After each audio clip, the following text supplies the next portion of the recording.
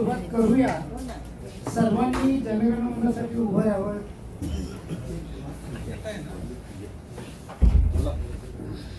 जनगणमन सुरू करूया. सुरू. जनगण मन अधिनायक जय हे भारत भाग्य विधाता. पंजाब सिंधु गुजरात मराठा द्राविड उत्कल वंग. विंध्य हिमाचल यमुना गंगा उच्छल जलधि तरंग. तव शुभ नामे जागे तव शुभ आशीष मागे.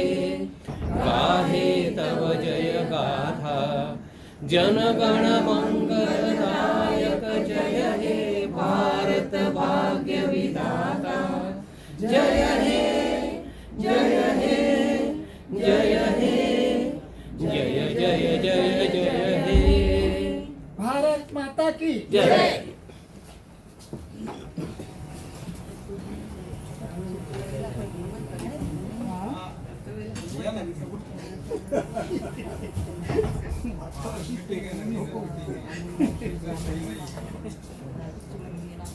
नमस्कार.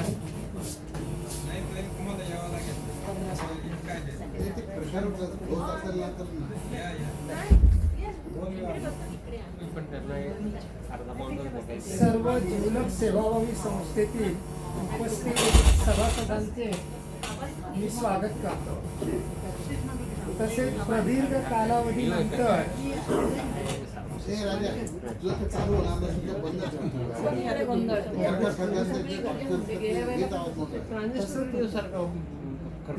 हो ना कायम खरखर नसतो कधी. आता बघा बोलू पहिलेच करायचं ना. हॅलो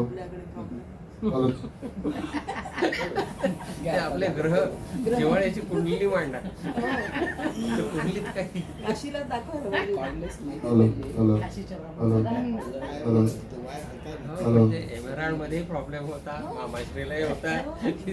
कुठे नाही असं नाही. हॅलो. नमस्कार.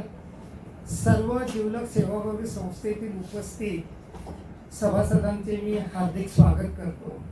तसेच बऱ्याच कालावधीनंतर आपल्याला बाळासाहेब जोशी साहेब एक वक्ते म्हणून उपलब्ध झालेले आहेत.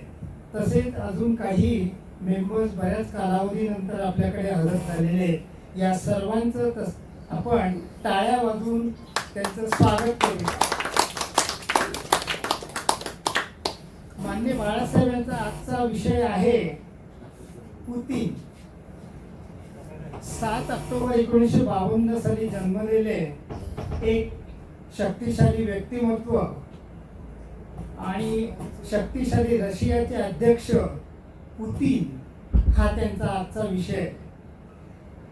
आपण 3 ऑगस्टला मेधा सायकेडकर यांचं पण युक्रेन आणि रशिया युद्धावरती आपण भाषण ऐकलं होतं. तर त्यात त्यांचा मुख्य विषय होता त्याचे भविष्य काय त्या युद्धाचं आणि त्याचे होणारे दूरगामी असे परिणाम. तर दूरगामी परिणाम आपण आजच बघतोय की सगळीकडे महागाई वाढलेली आहे. आर्थिक गणित सर्व देशांचं बिघडलेलं आहे. आयात निर्यातीवर परिणाम झालेला आहे. परराष्ट्र धोरण हे खूप चॅलेंजिंग असं झालेलं आहे. आपल्या भारताचं सुद्धा जे परराष्ट्र धोरण आहे तर ते आपण सध्या तटस्थवादी ठेवलेलं आहे. पण नाटो आणि अमेरिका हे देश चिथावणी देत आहेत, म्हणजे चक्क युद्ध वाढवत आहेत. तर अशा परिस्थितीमध्ये पुतीनने अगदी मोठ्या हिमतीने या संबंध बलाढ्य देशांवर सुद्धा त्यांनी एक त्यांच्यामुळे माघार न घेता युक्रेनचं युद्ध त्यांनी चालवलेलं आहे. म्हणजे ते युद्ध पुढे त्यांचं वाढवणं त्यांचे काय डावपेच आहेत आपल्याला त्यातलं कळत नाहीये. पण हे युद्ध मात्र आज 62वा दिवस आहे. ज्यावेळेला आपण ते भाषण ऐकलं होतं तेव्हा तो 13वा दिवस होता. तर आता आपले जोशी साहेब आपल्याला पुतीन बाबत सर्व गोष्टी सांगणार आहेत, तर मी त्यांना विनंती करतो की त्यांनी आपल्या भाषणाला सुरुवात करावी.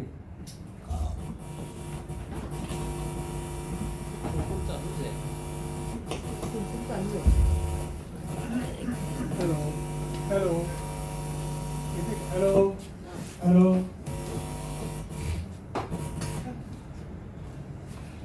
हॅलो हॅलो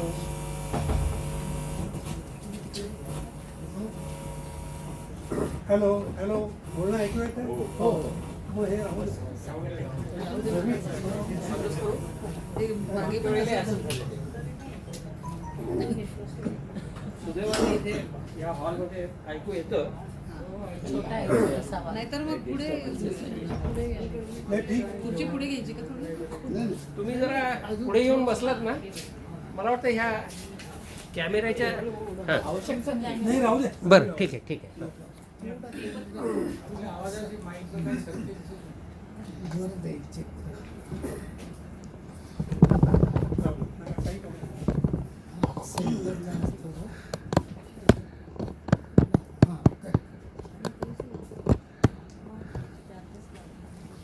जिवलग क्लबचे अध्यक्ष रामोळे सर, सचिव रजनीताई, जिवलग क्लबच्या सर्व मित्र मैत्रिणींनो, तुम्हा सर्वांना प्रदीर्घ कालावधीनंतर भेटताना मला खूप आनंद होतो आहे.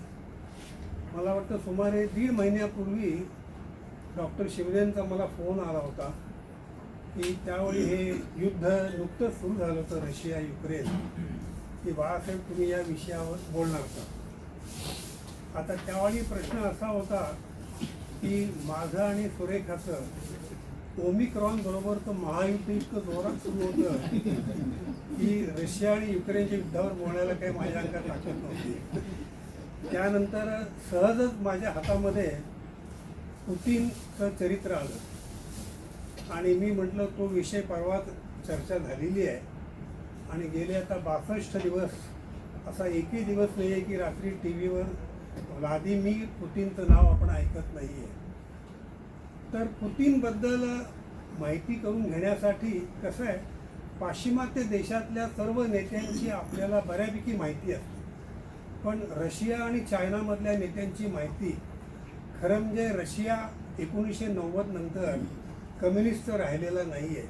कम्युनिस्ट पार्टी ऑफ रशिया 1990मध्ये विसर्जित झालेले आहे आणि technically on paper it is a democratic country, पण अजूनही ती चौकट पूर्ण हे झालेली नाही आहे. त्यामुळे आपल्याला एवढं कळत नाही. तर पुतीन यांना समजून घेण्यासाठी थोडासा मी मागचा इतिहास जर आपण घेतला आणि रशियामध्ये राजकीय परिस्थिती कशी कशी बदलत गेली तर आपल्याला पुतीन यांचं व्यक्तिमत्व चांगल्यापैकी समजू शकेल. 25 ऑक्टोबर 1917ला ती रशियातली फेमस क्रांती, ऑक्टोबर क्रांती ज्याला आपण म्हणतो, ती झाली. 20व्या शतकामध्ये सगळ्या जगामध्ये रशियाबद्दल एक खूप मोठं औत्सुक्य निर्माण झालेलं होतं, कारण सगळ्या जगामध्ये युरोपियन देशांनी वसाहतवादाचं राज्य केलेलं होतं. भारतावर इंग्लंडचं राज्य होतं आणि भांडवलशाहीचा क्रूर चेहरा जगानं पाहिलेला होता. या पार्श्वभूमीवर कामगारांचं राज्य रशियाने स्थापन केलं. कार्ल मार्क्सच्या तत्त्वज्ञानाप्रमाणे हा एक चमत्कार होता आणि त्याबद्दल एक प्रचंड प्रमाणाचं कुतूहल होतं. या क्रांतीचा जनक होता अर्थात लेनिन, त्याचा सहकारी ट्रॉटस्की आणि त्यांचा ज्युनियर सहकारी स्टॅलिन. मी मुद्दाम फक्त तिघांचीच नावं घेतोय. 17 सालीच क्रांती झाल्यानंतर काही महिन्यामध्येच लेनिनवर जी वेळा हल्ला झाला, त्याच्यावर गोळ्या झाडल्या गेल्या. त्यातल्या 3 गोळ्या त्याच्या शरीरात घुसल्या. त्यातल्या डॉक्टरनी 2 गोळ्या काढल्या, पण 1 गोळी त्यांना काढता आली नाही, कारण त्याच्या जीवाला धोका होता.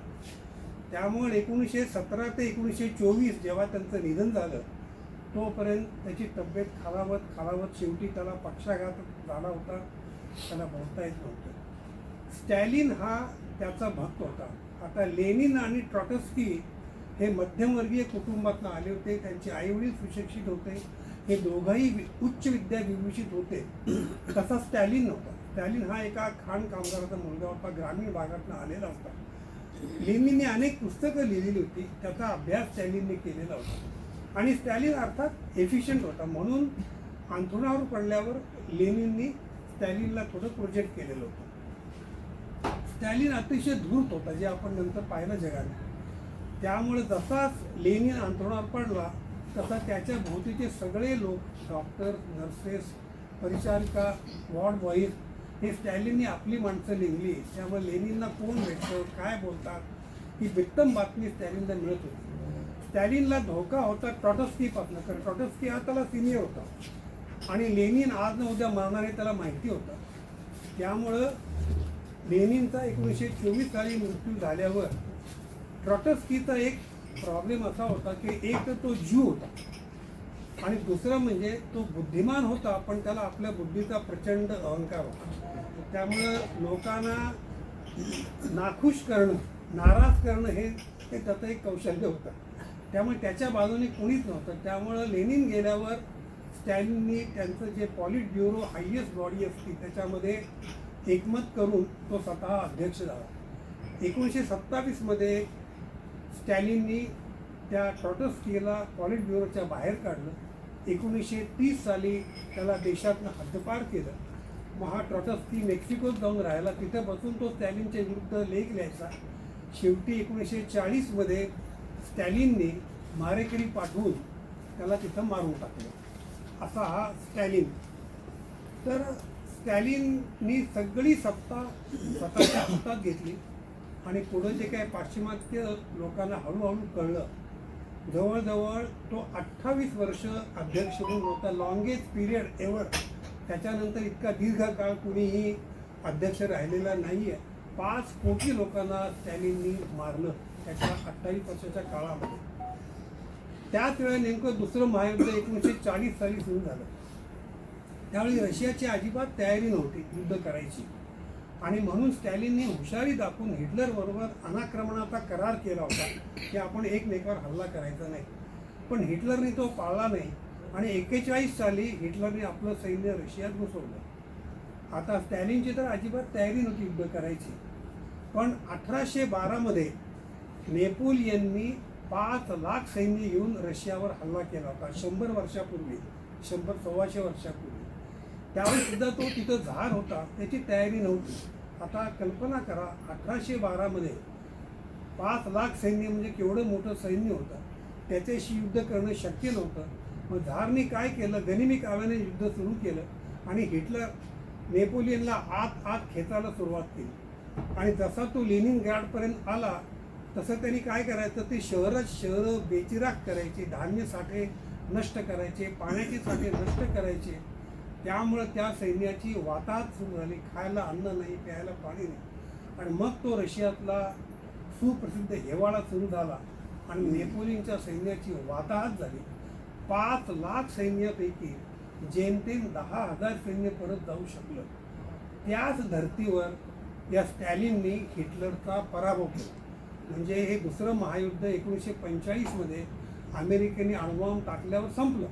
पण त्याच्या आधी 1944 सालीच स्टॅलिननी हिटलरचा पूर्ण पराभव केलेला होता. यामध्ये अमेरिकेने या सगळ्या दोस्त राष्ट्रांना प्रचंड प्रमाणावर मदत केली होती. म्हणजे शस्त्रास्त्र, कार्स, इंधन, सगळं.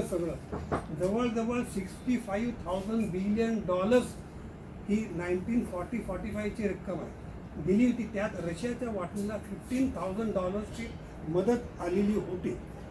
1953 मध्ये स्टॅलिनचा मृत्यू झाला आणि त्याचं एक अध्याय संपला. म्हणजे कम्युनिस्ट कंट्रीजमधली हुकुमशाही ही एक वेगळ्याच प्रकारची हुकुमशाही असते. म्हणजे आपल्याला हुकुमशाह माहिती आहे, पाकिस्तानमध्ये याह्या खान होता, मुशरफ होते. पण हुकुमशाही जी आपण नॉर्मल बघतो त्याच्यामध्ये हुकुमशाह फक्त स्वतःची खुर्ची सांभाळतो, बाकी लोकांना स्वातंत्र्य असतं. जोपर्यंत त्याच्या खुर्चीला धोका नाही तोपर्यंत तो लोकांना त्रास देत नाही. कम्युनिस्ट पार्टीमधली हुकुमशाही पक्षाची हुकुमशाही असते. तिथं एकदा निर्णय घेतला म्हणजे आता आपल्याला समृद्धी मार्ग करायचा आहे तर आपल्याला जमीन घेण्यामध्ये आपली 5 वर्षे गेली. 50 लोक कोर्टात जातात, पर्यावरणवादी कोर्टात जातात, शेतकरी कोर्टात जातात, अनेक प्रॉब्लेम निर्माण होतात. 10 हा प्रोजेक्ट रशिया किंवा चायनामध्ये 2 वर्षात पूर्ण झाला असता. म्हणजे 2-3 वर्षामध्ये तुमचा नाणार प्रकल्प असो, समृद्धी असो, बुलेट ट्रेन, कारण विरोधात हा संबंध कम्युनिस्ट कंट्रीजमध्ये नसतो एनिवे. आता स्टॅलिनची जागा क्रुश्चेवनी घेतली. तो स्वतःला स्टॅलिनचा भक्त म्हणायचा होताच तो भक्त. तोही ग्रामीण भागातूनच आलेला होता.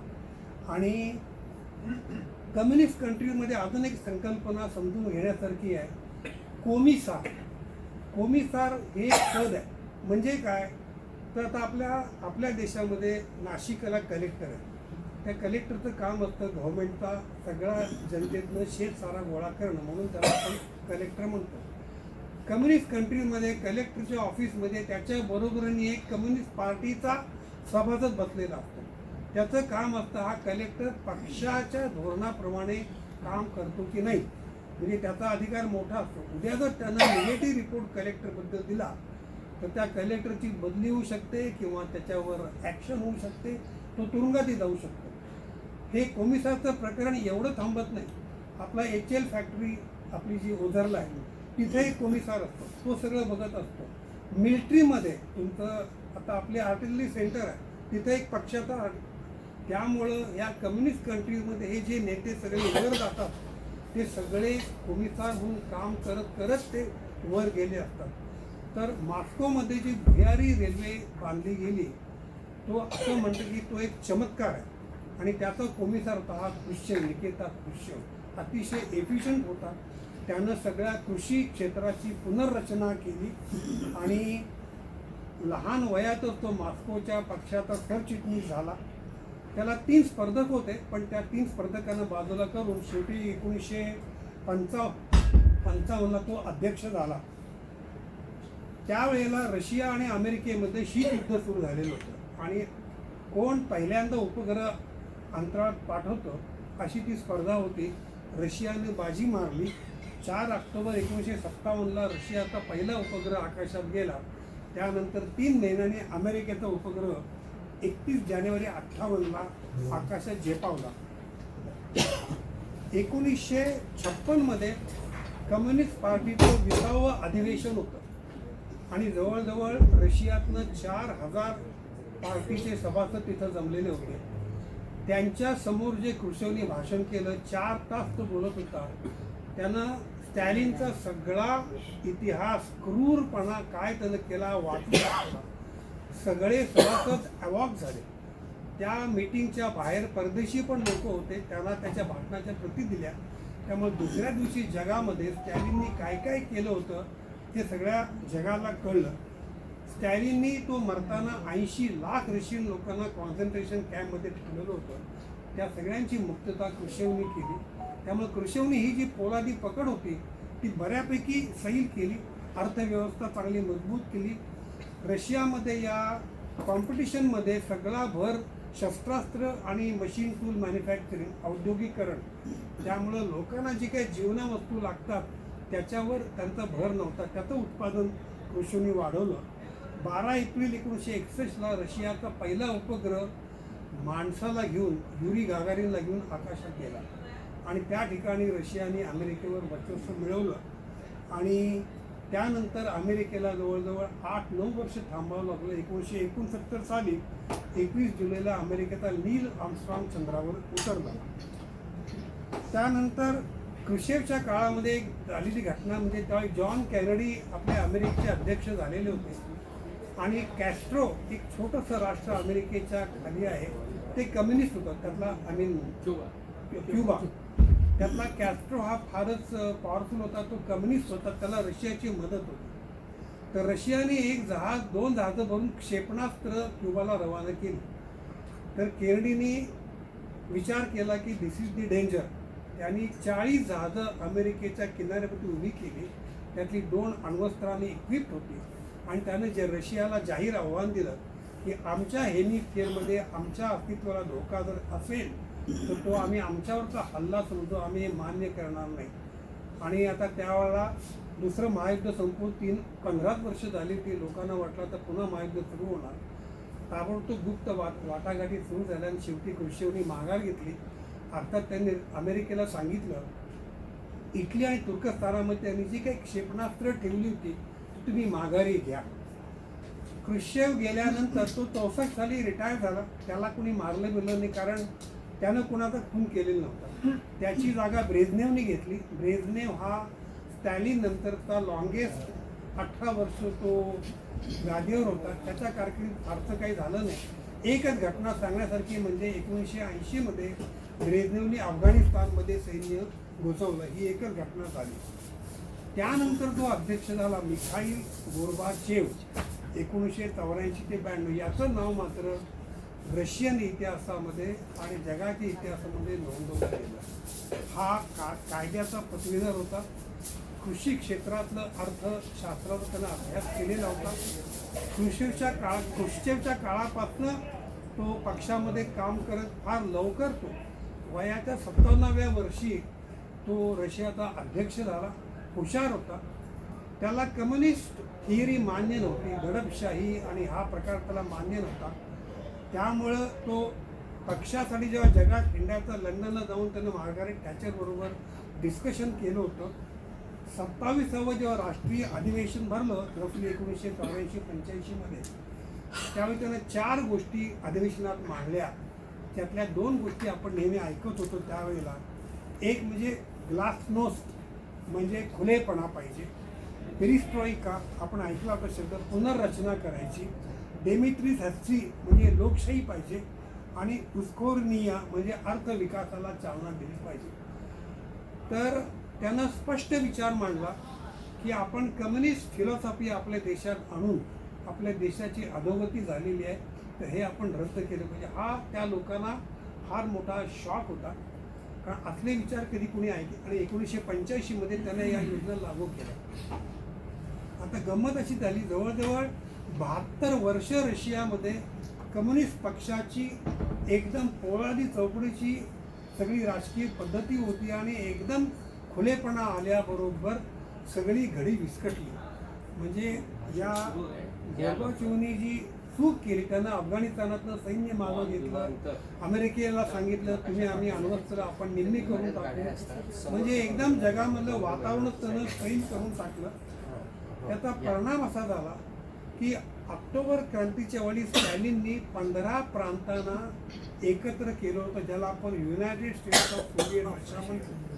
सर्वांची इच्छा नव्हती रशियामध्ये यायची.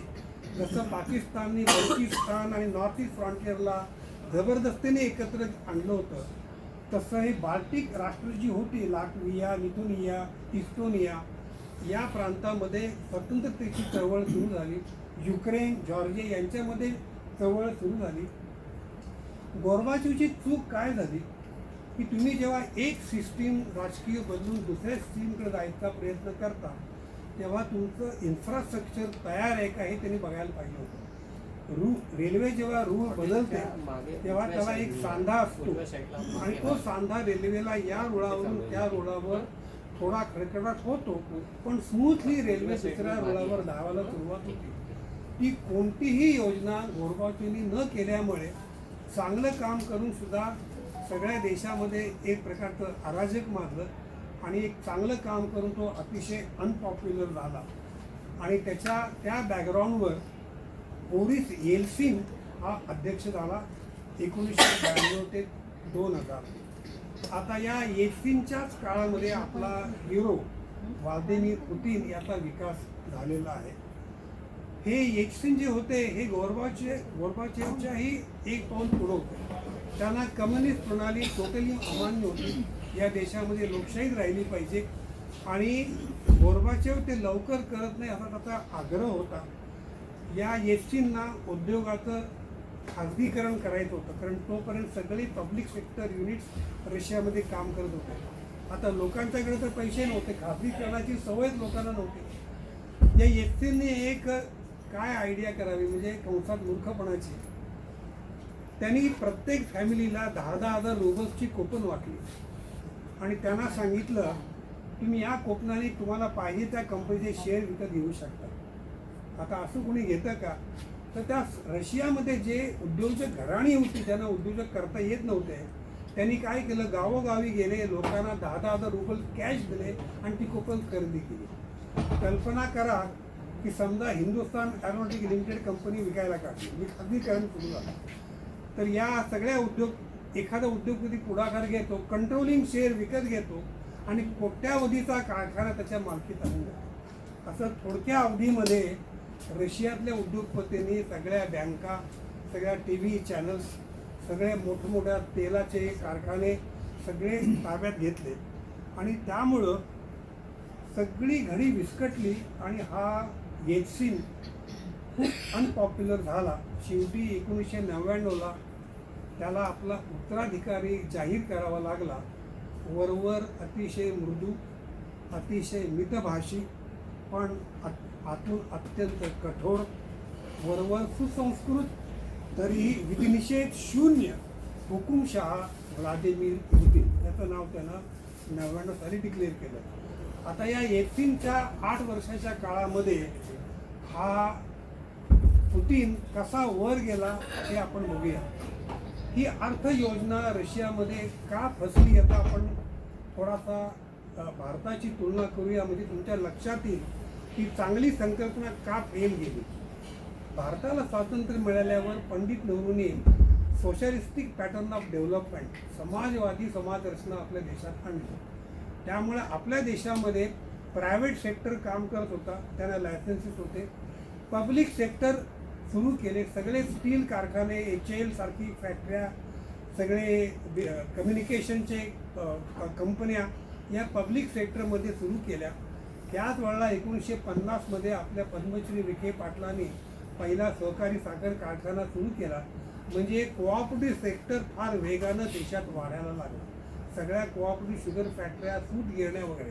म्हणजे आपल्या देशामध्ये 1947 ते 1990 प्रायव्हेट सेक्टर, पब्लिक सेक्टर आणि कोऑपरेटिव्ह सेक्टर हे एकमेकांच्या हातात हात घालून व्यवस्थित काम करत होते. भले आपली एफिशियन्सी कमी असेल. त्यामुळे 1991मध्ये नरसिंहरावांनी जरी खुलेपणा आर्थिक धोरण आणलं तरी आपल्याला कुणालाही धक्का बसला नाही. आपले सगळे सेक्टर्स ही नवीन संकल्पना इझिली ॲब्सॉर्ब करू शकले. ते रशियात झालं नाही. आता पुतिननी पहिले 10 वर्ष त्यानं KGBमध्ये काम केलं होतं. 1952चा जन्म आपल्याला यांनी सांगितला. नुकतंच महायुद्ध झाल्यामुळे 2 कोटी रशियन माणसं महायुद्धात मारली गेली होती.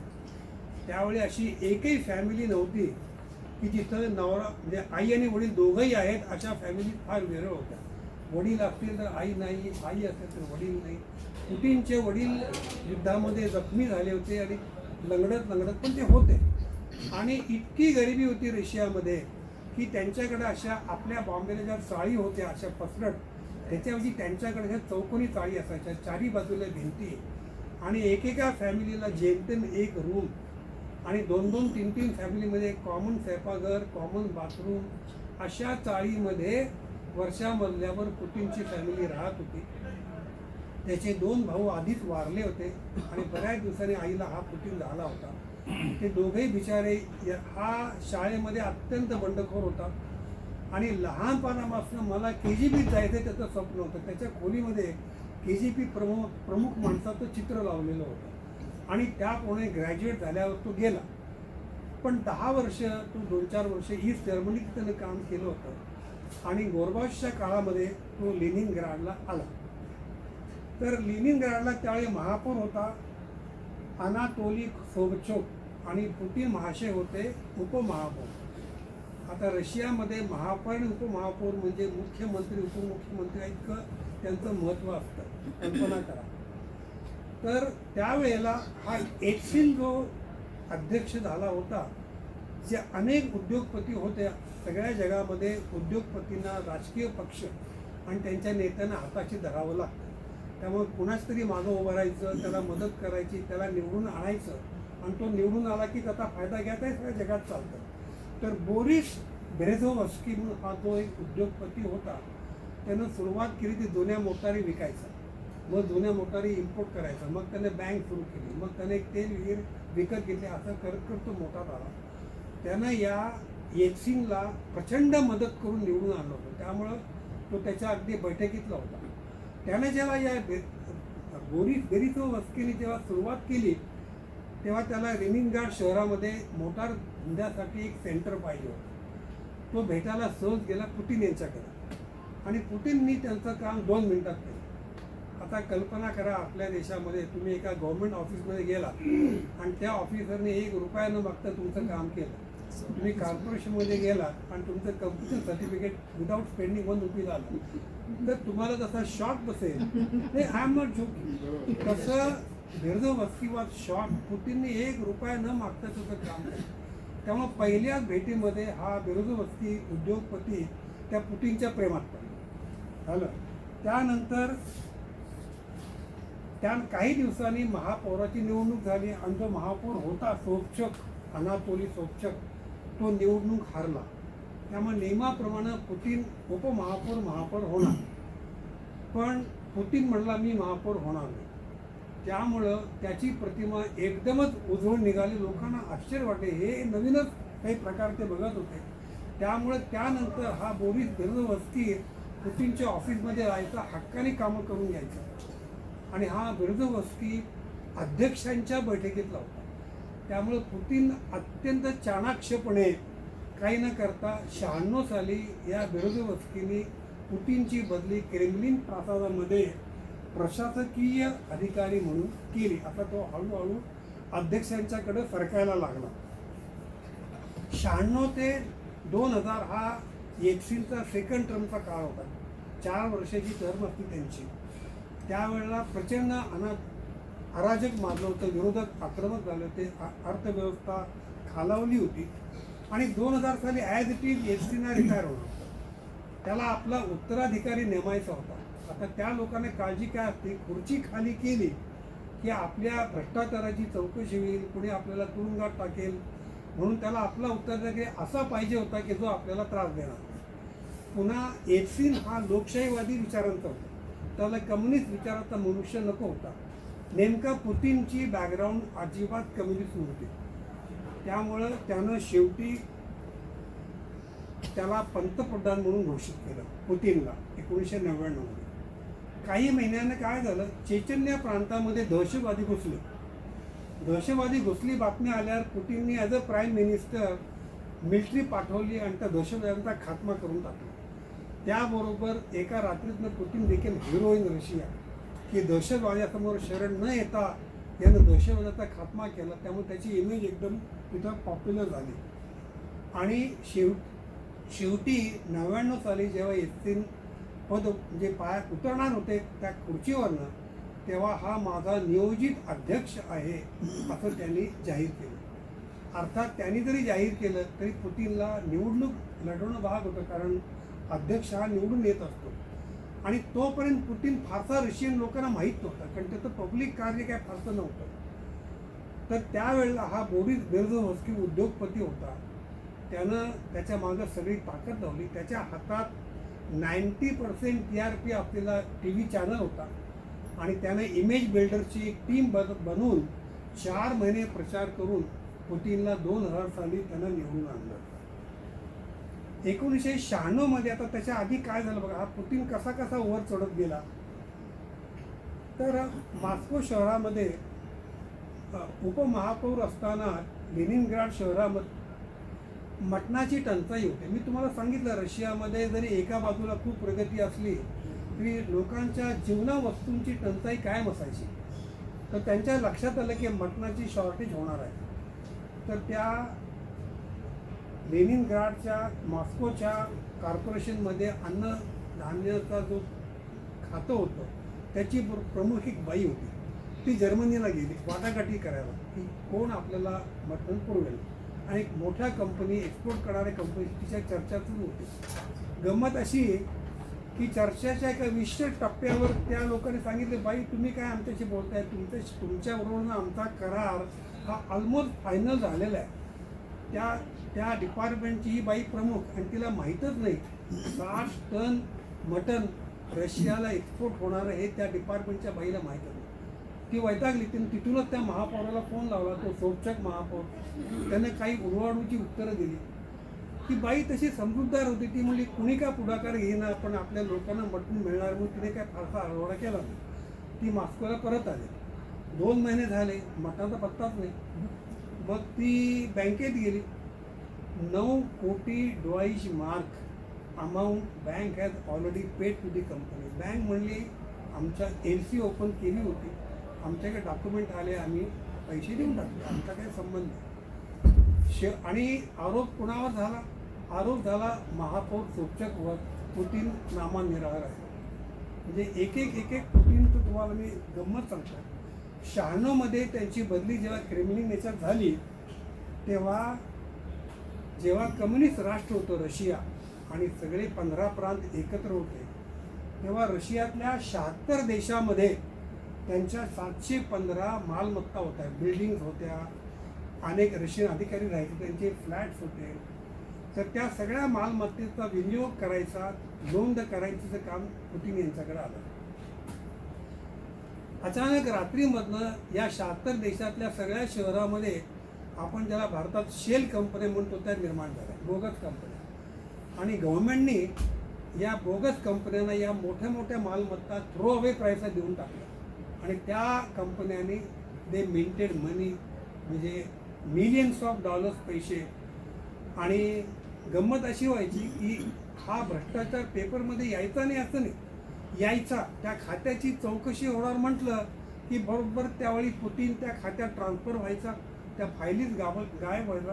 पुतीन हे सगळं करत होता, ते सगळं तो येल्त्सिन अध्यक्षाला बरोबर घेऊनच करत होता.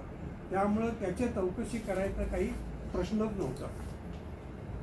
मग त्याला येल्त्सिननी काम सांगितलं, दुसरं एक काम दिलं की जेवढे रशियामध्ये गव्हर्नर होते त्यांच्याशी तू संपर्क साध. पुतीननी हा संपर्क इतका उत्तम साधला की त्या कुठले 89 गव्हर्नर होते की कुठल्याही गव्हर्नरला कुठलाही प्रॉब्लेम असला की पुतीन 2 मिनिटात सोडवायचा. त्याचा परिणाम असा झाला की जेव्हा 99 साली येल्त्सिन अतिशय अनपॉप्युलर झाला आणि तो स्टेप डाऊन करणार होता, तेव्हा 24 गव्हर्नरनी पब्लिकली अनाऊन्स केलं की येल्त्सिन साहेबांनी आता खाली उतरावं आणि त्यांची जागा पुतीननी घ्यावी. इतकं पुतीननी आपली इमेज चांगली केलेली होती. आता पंतप्रधान झाल्यानंतर पुतीनच अध्यक्ष व्हावा हे जशी त्याची महत्वाकांक्षा होती, तसं मी तुम्हाला म्हटलं तशी ती गरज येल्त्सिन यांची होती आणि बोरिस ग्रिस्कोव यांची पण होती. कारण उद्योगपतीला नेहमी आपल्या अंकित आपल्याला हे लागते. मग पुतीनने एक अर्थ कारणावरही पुतीननी लक्ष घातलं. इन्कम टॅक्स कमी केला, शेतीचं खाजगीकरण करायला सुरुवात केली. तेलाचे भाव जगात चांगले होते, त्यामुळं औद्योगिक प्रगती 7% चालली होती. त्यामुळं पुतीनचा पहिला जो कारभार होता 2000 ते 2004 याच्यामध्ये पुतीन चांगला पॉप्युलर होत होता. त्याची जेव्हा दुसरी टर्म सुरू झाली तेव्हा रशियामध्ये उत्तर कॉकेसस प्रांतामध्ये एक बेस्लान म्हणून गाव आहे, छोटं गाव आहे, 2000 वस्तीचं. त्या गावामध्ये एकदम दहशतवादी घुसले. त्या गावातले 800 विद्यार्थी, 60 शिक्षक आणि इतर लोक धरून 1100 लोकांना त्या दहशतवाद्यांनी पोलीस धरलं. पुतीन अध्यक्षच होता, त्यानं लष्कर पाठवलं आणि सगळ्या दहशतवाद्यांचा खात्मा केला. पण त्यावेळेला 385 पोलीस मारले गेले. त्या 385 पोलिसामध्ये 186 लहान मुलं होती. त्यामुळं आक्रोश झाला, सगळे पालक ओरडायला लागले. आपल्याकडे कसं होतं, दहशतवाद्यांना मारलं की त्यांचा जो चीफ असतो तो अनाऊन्स करतो ते आमचे होते, आम्ही हा हल्ला केला होता. आपल्याला कळतं की कोणत्या संघटनेचे दहशतवादी होते. तसं या शहरात कोण दहशतवादी होते हे रशियन लोकांना शेवटपर्यंत कळलं नाही. आणि मग हळूहळू कुजबूज सुरू झाली की त्या चेचन्यामध्ये जो हल्ला झाला होता किंवा या बेस्लान शहरात जो हल्ला होता हा खरा होता का हा बनाव होता, हे सगळं आपली इमेज बिल्डअप करायला पुतीनच करत होता असं लोकांना लक्षात यायला लागलं. तर या पुतीनला आव्हान देण्यासाठी वर्ल्ड फेमस बुद्धिबळपटू गॅरी कास्परॉव हा उभा राहिला. तो एक तर वर्ल्ड फेमस होता आणि त्याचं वक्तृत्व एकदम भारावणारं होतं. त्यामुळे त्याच्या सभेला गर्दी व्हायला लागली. आणि हा आता आपल्याला कॉम्पिटिटर होतो म्हटल्यावर पुतीननी त्याला इतका त्रास दिला की 2012 तो देश सोडून तो पळून गेला. हे दोन जे उद्योगपती मी तुम्हाला सांगितले, एक बोरिस बेर्झोव्स्की आणि मिखाईल गोर्दोव्स्की, प्रचंड मोठे दोघंही उद्योगपती. या बोरिसनी तर येल्त्सिनला आणि पुतीनला अध्यक्ष केलेलं होतं तो त्या डोमा होता, म्हणजे पार्लमेंटचा आपल्या भाषेत MP होता हा बोरिस. त्याला जेव्हा काही पुतीनच्या गोष्टी आवडेना झाल्या तेव्हा त्यानं सुरुवातीला मित्र म्हणजे असे डिस्कस केलं, त्याला सांगितलं अरे तू बरोबर करत नाही आहे. तो ऐकत नाही म्हणल्यावर त्यानं आपल्या पेपरमधनं आपल्या TV चॅनलवर टीका सुरू केली. पुतीननी त्याचं जगणं हराम केलं. शेवटी त्या बोरिस बरोबरस्कीला रशिया सोडून लंडनला आश्रय घ्यावा लागला आणि त्याला प्रचंड त्रास झाला आणि लंडनला तो एका मोठ्या व्हिलामध्ये राहत होता. 2012मध्ये त्याच्या त्या मोठ्या व्हिला प्रासादतुल्य व्हिलामध्ये बाथरूममध्ये तो मेलेला आढळला. पोलीस म्हणाले ही आत्महत्या असेल किंवा नसेल. जसा त्याचा काटा पुतीननी काढला तसा हा जो दुसरा उद्योगपती होता मिखाईल खोदोरवस्की हा त्याच्यापेक्षा मोठा उद्योगपती होता. तेलाच्या खाणी प्रचंड तो अमेरिकेत पण फेमस होता. या उद्योगामुळं त्याची उठबस राजकारण्यांशी व्हायला लागली, त्याची महत्त्वाकांक्षा वाढली आणि त्यांनी पुतीनवर टीका करायला सुरुवात केली. टीका करायला सुरुवात केल्यावर 2008 साली पुतीनने त्याला अटक केली. त्याला 9 वर्षाची शिक्षा झाली. शेवटी 2013मध्ये त्यानं पुतीनची क्षमा मागितली आणि देश सोडून तो स्वित्झर्लंड जाऊन राहिला. आणि 2च माणसं सांगतो ज्यांचा कसा पुतीनने बाजूला केलं. ॲना पोलिस्कोव्स्काया म्हणून एक महिला पत्रकार होती. तिचे वडील युक्रेनियन होते. ते अमेरिकेत असताना तिचा जन्म झाला म्हणून ती बाय बर्थ ती अमेरिकन होती, पण तिचं लग्न रशियन माणसाशी झालं होतं, अलेक्झांडर पॉलिझवस्की. आणि रशियातून 1991 पासून ती राजकारण आणि अर्थकारणावर लेख लिहित होती, पुस्तकं लिहित होती. तिला प्रथम संशय आला की हा चेचन्यामधला हा जो काय दहशतवादी हल्ला होता हा बनाव होता आणि तिनं टीका सुरू केली. टीका सुरू केल्यावर तिला आधी धमक्या आल्या आणि ती ऐकत नाही म्हणल्यावर 7 ऑक्टोबर 2006मध्ये सकाळी सकाळी तिची बेल वाजली. तिने दार उघडलं, 2 गोळ्या तिच्या डोक्यात घुसल्या, ती खराब झाली. आणि शेवटची व्यक्ती म्हणजे अलेक्झांडर लिटविनेन्को हा KGB मधला अतिशय हुशार गुप्तहेर होता. तो आधी रशियन आर्मीमध्ये होता. हुशार असल्यामुळे त्याची ट्रान्सफर KGB मध्ये केली होती. जेवढे म्हणून अवैध उद्योगधंदे रशियामध्ये होते हा बरोबर आपली माणसं तिथं पेरायचा. त्यात तो हुशार होता, त्यामुळे त्याला सगळ्या बातम्या बित्तम बातम्या त्याला यायच्या. पण हेराचा एक गुण तो विसरला. हेराला फक्त डोळे आणि कानच उघडे ठेवायचे असतात, तोंड बंद करायचं असतं. आणि हेराने कधी विचार नसतो करायचा, हुकुमाचं पालन करायचं असतं. हा अति हुशारपणा करायला गेला आणि त्याला पहिल्यांदा संशय आला चेचन्यामधला हा हल्ला हा खोटा आहे. तो स्वतःच गुप्तहेर असल्यामुळं त्याने इंटरनल माहिती त्याला 2 मिनिटात कळली, कन्फर्म झालं की तो हल्ला खरा नव्हता. सेम थिंग बेसलान गावाची झालं. तोही त्या बोरिस बेरोसोव्स्कीचा मित्र होता.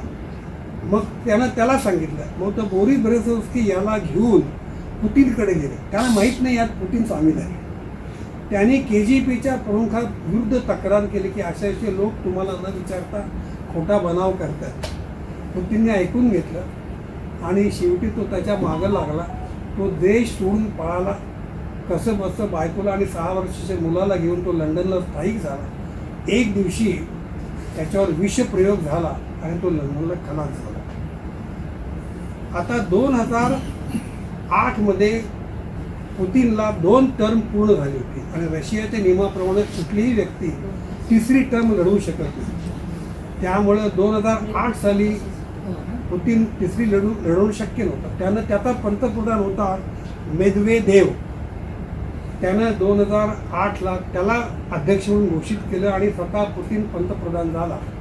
आणि एक कायदा केला की यापुढं अध्यक्षाची पिरियड हा 4 वर्षाच्या ऐवजी 6 वर्ष होईल, टू बी ॲप्लिकेबल फ्रॉम 2012. त्यामुळे 2012मध्ये जेव्हा मेदवेदेव हा रिटायर झाला तेव्हा पुतीन पुन्हा निवडून आला. 2012 ते 2018, 2018 ते 2024 म्हणजे आता पुतीन यांची ही 6 वर्षातली 2री टर्म सुरू आहे. त्यांना 2 वर्ष अजूनही बाकी आहे. आज ते 70 वर्षाचे. पण एक गोष्ट आपण समजून घेऊया, पुतीननी हे फक्त दडपशाही करूनच सगळं केलं असं नाही. त्याच्या मार्गात कोणी आलं त्या सगळ्यांचा त्यानं काटा काढला यात वादच नाही. पण त्यानं आर्थिक विकास खूप केला. म्हणजे त्यानं देशाचा इन्कम टॅक्स सरसकट 13% केला. म्हणजे तुमच्या आमच्यासारखा अप्पर मिडल क्लास जो 30% टॅक्स देत होता त्यांचा 13% झाल्यामुळे एकदम लोक खुश झाले. कॉर्पोरेट टॅक्स त्यानं 35%वरनं 24% केला. आपल्या इकडे तो 25% केला गेलेला. आधी बाहेर 40% होता, तो 24% केला. त्यामुळे काय झालं, रशियातली गुंतवणूक प्रचंड वाढली आणि रशियाचा विकास व्हायला लागला. रशियामध्ये कम्युनिस्ट फिलॉसॉफीमुळं लघु आणि मध्यम उद्योग नव्हतेच. पुतीननी त्याला जोर दिला आणि बघता बघता 4 वर्षामध्ये 50 लाख लघु आणि मध्यम उद्योग सुरू झाले. त्यामुळे पुन्हा त्यांचा विकास व्हायला लागला. साम्यवादामध्ये शेतीचं जे सार्वजनिकरण केलं होतं ते त्याने पुन्हा खाजगीकरण सुरू केलं. तेल उत्पादन कंपन्याचं खाजगीकरण झालं होतं ते पुन्हा त्यानं सरकारीकरण केलं. त्यामुळे गव्हर्नमेंटचा फायदा व्हायला लागला. त्यानं ट्रान्स सायबेरियन, चीन, जपान, कोरिया अशी तेल वाहिनी टाकली. त्यामुळे आता सध्या डायरेक्टली रशियामधनं चीन, जपान ते कोरियापर्यंत तेल जातं. आणि नुकतीच त्यानं रशियातल्या बाकू प्रांतामध्ये तेलाच्या खाणी आणि वायूचे हे आहे साठे, तिथून त्यानं परवा वायुवाहिनी जर्मनीत टाकली. हे युक्रेन युद्धाबद्दल मी नुकतंच मागे एकदा वाचलं होतं की ही जी वायुवाहिनी रशियाने जर्मनीला टाकली त्यामुळे Germany was coming very close to Russia. हे अमेरिकेला मान्य नाही झालं आणि त्यामुळं जर्मनीचं डिपेंडंट रशियावर वाढणार होतं. म्हणून अमेरिकेला खुसपट का पाहिजे होतं. म्हणजे there may be number of reason for Ukraine Russia war. त्यातलं हे एक कारण आहे की जर्मनीबरोबर रशिया हे, तर त्यानं अनेक अणुभट्ट्या बांधल्या, तेल शुद्धीकरण कारखाने काढले आणि मुख्य म्हणजे पूर्वी 15 प्रांताचा जो रशिया होता, आज रशिया फक्त एकच प्रांत आहे. तरी रशियाचं लष्करी सामर्थ्य पहिल्या इतकंच तरी ते सामर्थ्य वाढवलेलं आहे. तेव्हा आता 2024मध्ये पुतीन काय करतो, कायदा बदलून पुन्हा कंटिन्यू, कारण त्याला आता रिटायर होणं म्हणजे दुसऱ्या माणसाला बसवणं शक्य नाही, त्याचं वय त्याच्या विरुद्ध आहे. आता हे फक्त आपण भविष्यातच बघणार आहोत. तसा हा पुतीन म्हणजे एक म्हटलं तर अत्यंत कार्यक्षम अध्यक्ष रशियाला मिळाला. खूप प्रगती केली, पण लोकशाही म्हणावी तशी नावालाच आहे. बघूया पुढं काय होतं या युद्धाचं आपल्याला माहीत नाही. धन्यवाद.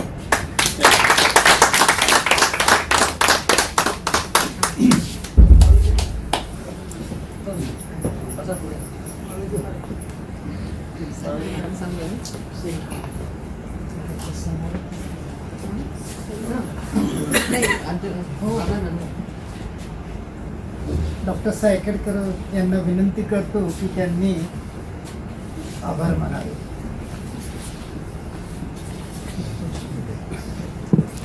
हां हां, बस बस बस. माननीय प्रेसिडेंट सेक्रेटरी आणि आपले लाडके बाळासाहेब, बऱ्याच दिवसानंतर त्यांनी आज आपल्याला परत मेन लाईनवर आणलं आणि त्यांचं जे भाषणाची जी स्टाईल आहे किंवा जी कॅप्चर करून प्रत्येकाच्या अंतःकरणापर्यंत आणि भाषण करताना तुम्ही बघितलं असेल की कुठंच काहीच आवाज नव्हता, सगळं मन लावून ऐकत होते.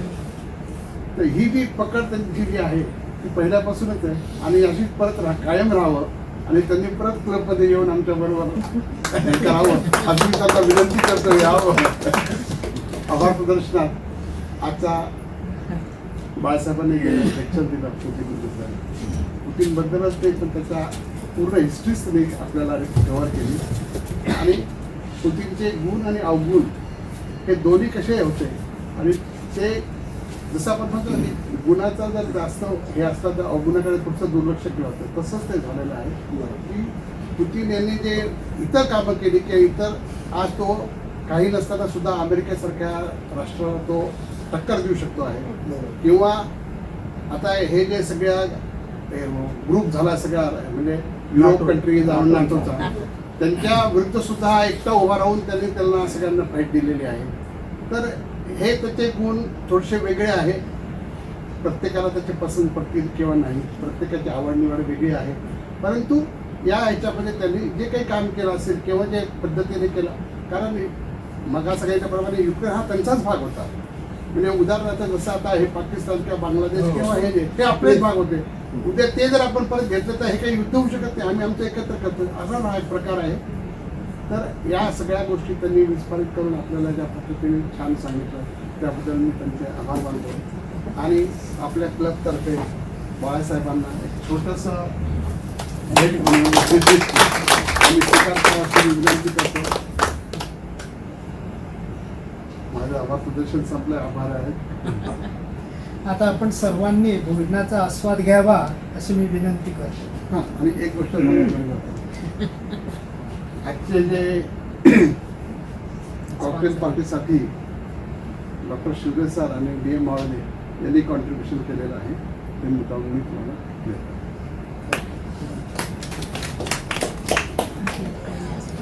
अजूनही मित्रांनो, अशक्तपणा न गेल्यामुळं मला बोलायला त्रास होत होता.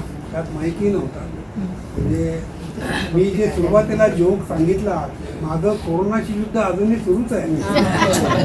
अशक्तपणा अजूनही जात नाही आहे. ठीक आहे, आपण उत्तम बोललात आणि ऐकू आलं अगदी काहीच अडचण नाही. व्यवस्थित म्हणजे तुमचा व्हॉल्यूम पण चांगला होता. माईकची गरज पडली नाही. आणि वाटलंही नव्हतं की ते खरंच कोरोनातून आलेले.